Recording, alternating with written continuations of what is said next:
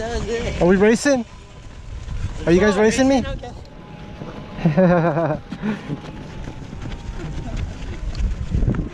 Oh shit, Bo's actually racing. I'm not ready. Yeah, me neither. Oh no, he's gaining. Is it fun? It is once you get the hang of it. Oh my god. Have you ever fell off there? Yeah. Oh, But I have a lot of gear on, so it didn't hurt. Oh. I learned by pushing a shopping cart. That's how I did it. Oh. They don't recommend that, but that's how I did it. Oh. And once I got the hang of it, I let go of the shopping cart, and then I just rode it. The main thing is getting the hang of it, and then you can practice and get better and better. Oh. Once you got it down though, it's pretty easy. All right. So, I may need to get one. Yeah, they're fun. I recommend it. Have a good day, guys. You too.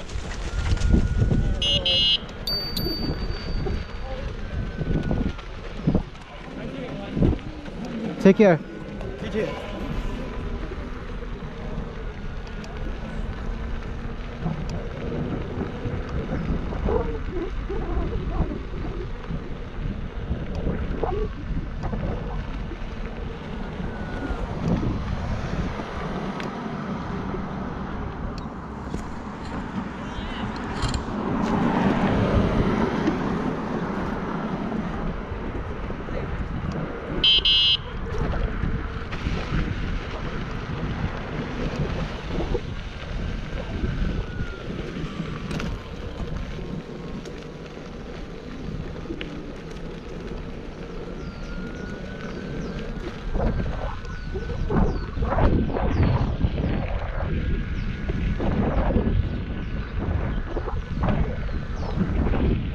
It's kind of like, how do I explain to someone how much fun this is, right? There's a learning curve. It's different than a bicycle, but I would say once you know how to ride an electric unicycle, it's actually easier than riding a bicycle. And I think it's even easier than walking. I watched a documentary or some kind of special on walking, the complexity of walking. And I don't remember the terminology that's used, but we're kind of shifting our body weight left, right, as we put all of our weight on one leg at a time, right? One foot, one leg. With an electric unicycle, we're just essentially balancing left to right. On your left. And the unicycle takes care of the forward and back because it will not let you fall forward.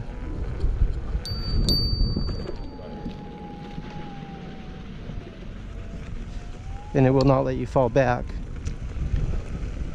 It takes care of that balance. So we're just balancing left to right. I've never gone up here. Let's see what this is like.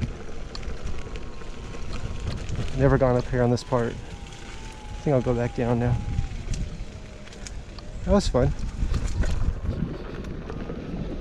I see a lot of loose sand or loose dirt here. Very, very loose. Very important to keep the wheel perfectly straight when going through that.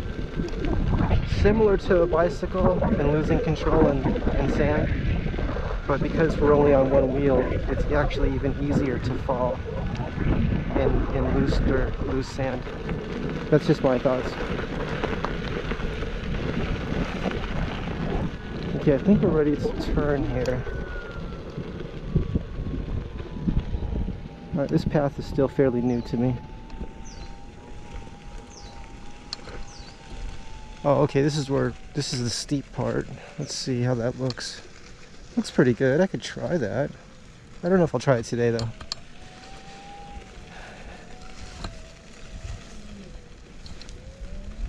I'll look at it though. I want to look at that. That's steep. I don't know if you can see that on camera. It's interesting how it's hard to show how steep something is on camera. I'm gonna have to look into ways of doing that. How to show, yeah, that's very steep. It's like a wall. So right now the camera is perfectly vertical. I mean, not leaning up or down. So this is, we're looking at like kind of, it's very steep right here. Oh, I know how I could do it. I could probably measure the incline with something.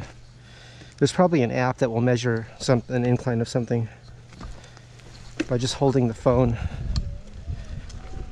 at a vertical angle, and then maybe it can read the degrees of incline, possibly. Just a thought. That way I could share with you in video here to help you visualize how steep that is. Because I've seen this trail in videos, and I've seen people go up and down that part of the path right there,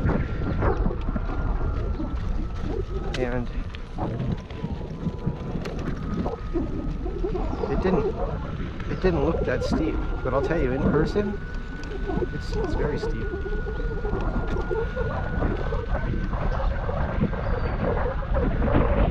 Okay, I'm gonna try going up here. This was fun. It's really easy to fall, even though it's easy for me. It's easy for me to think that I'm balanced and I won't fall. It's easy to think that, but I don't think it. I think I know I can fall at any time. It's not that I'm thinking that. What I'm thinking is I'm treating the ride kind of like it's my first ride in a way. Treating it like I know, you know, like with caution, with being careful. That doesn't mean I can't push my limits. It just means I am aware that it takes less than a second to end up on the ground. And that's not fun. Even if you're wearing full gear, it feels like you're falling on pillows. It's still not fun to fall. And some people do break their bones.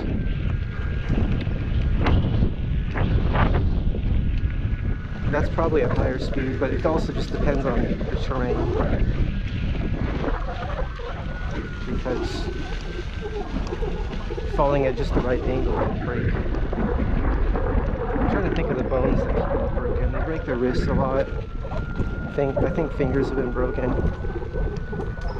And shoulders. I'm not sure the exact bone up there in the shoulder, but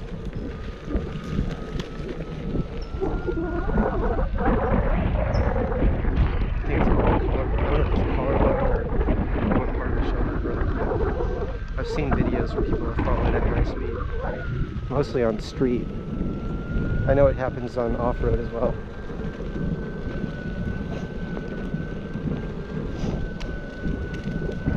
The first thing I was taught growing up, when I was really, even before before I started school, was that how to fall is important, right? Some people call it rolling it out, right? I just heard someone call it that, roll it out, like just roll. Some people say sliding is good, just slide.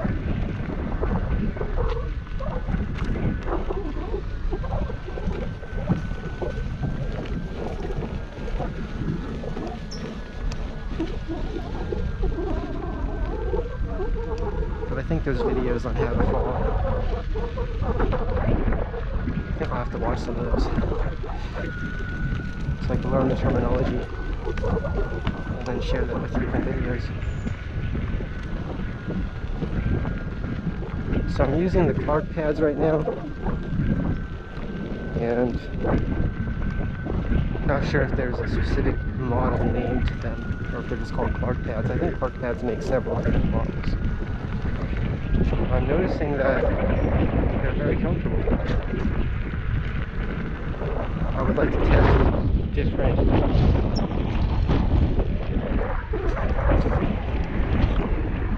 pads and just see how I like each pad.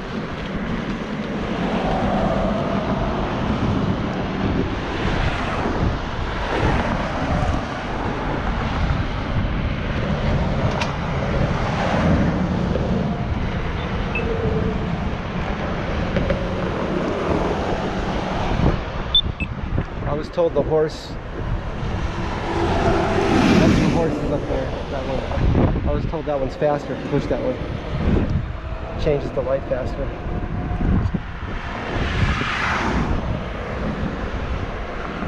So I've only been through here in the nighttime so far. This is my first time going in the daytime. So it does look different. Looks like there's no cars here. Let's go ahead and go for it.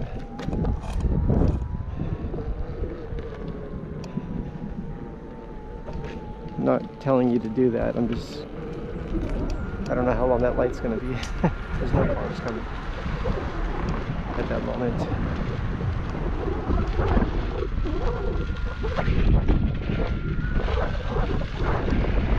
I was reading actually I was watching some videos on, I think it was a lawyer that was sharing his understanding of how some states, I forgot what they call it, but for bicycles and micromobility, if there's no cars coming,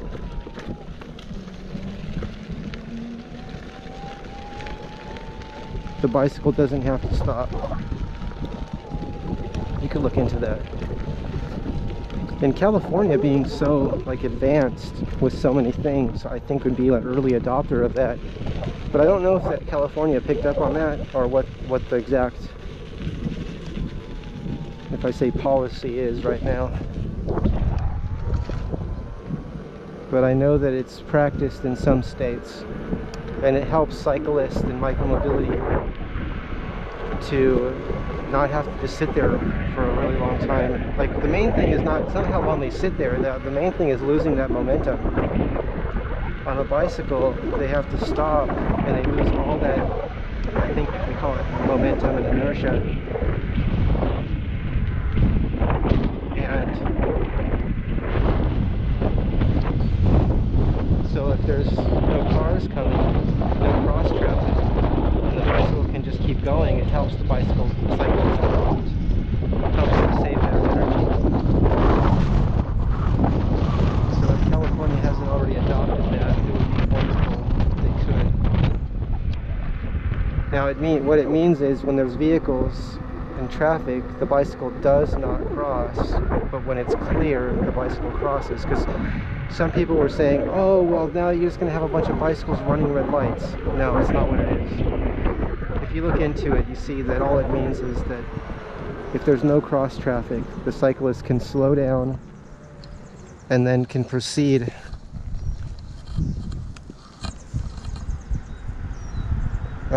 when it's clear. And I think that applies to like stop signs and lights as well. But it's not like a reckless thing. It's totally, like, they have the statistics on it, and they've already shown that it's actually safer. So you don't have a bicycle sitting out there in the intersection at the light where cars can run into them from behind, from the side. So it's no traffic, no cross traffic, they can just go instead of just sitting there. It's good. I looked into it.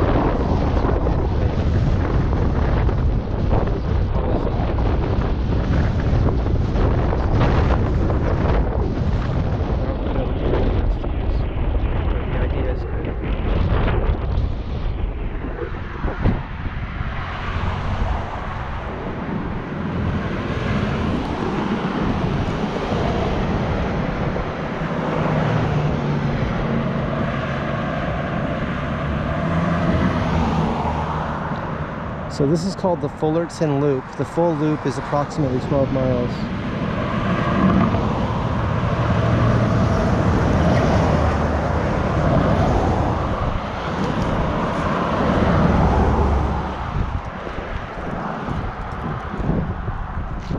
There we go, it's changing now.